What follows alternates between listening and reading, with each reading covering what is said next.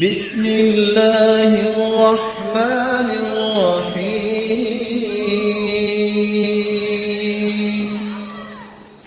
سچ کو اختیار کرنے کی پلاننگ آج سے شروع کر۔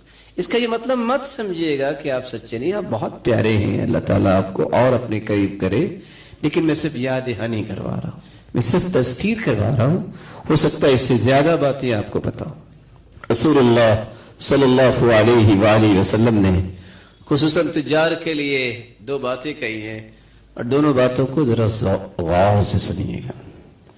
آپ کو پتا ہے کہ آج کل لوگ کہتے ہیں جھوٹ کے بغیر تجارت نہیں چلتی، کہتے ہیں نا لوگ، ہاں یہ ان کی ایکٹیویٹی ہوگی یا ان کی پریکٹس ہوگی، ہم کہتے ہیں جھوٹ کے ساتھ کبھی تجارت نہیں چلتی۔ عبد الرحمن ابن عوف رضی اللہ تعالیٰ نے مٹی کا سودا کرتے تو انہیں سونے کا بھاؤ مل جاتا۔ کسی نے پوچھا کہ آپ کیسے لکی انسان ہو، کیا کرتے ہو؟ تو انہوں نے 3 جواب دیے۔ میں نے تجارت کے لیے آج تک جھوٹ نہیں بولا، میں نے کبھی بھی نماز با جماعت تجارت کی وجہ سے نہیں چھوڑی، میں نے تجارت کو نشہ سمجھ کے نہیں کیا، سنت سمجھ کے کیا۔ تجارت کو نشہ سمجھ کے کرنے کا معنی کیا ہے؟ کوئی پرواہ نہیں ہے، نماز ہو رہی ہے، بس ایسا تجارت میں دھت ہوتا ہے، پرواہ نہیں رہتی ہے اس کو۔